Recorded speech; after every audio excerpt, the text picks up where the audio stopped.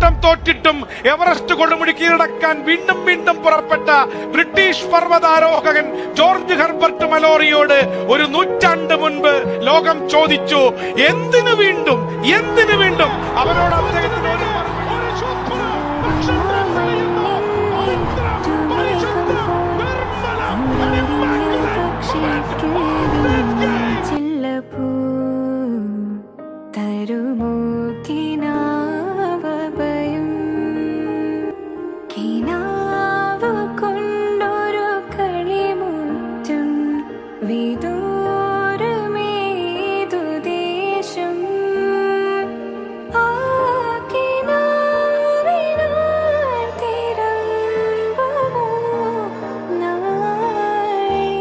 Indian super league ആരാധകരെ നിരാശപ്പെടുത്തുന്ന ഒരു വാർത്തയായിരുന്നു കഴിഞ്ഞ ദിവസങ്ങളിൽ നമ്മൾ കേട്ടുകൊണ്ടിരുന്നത്.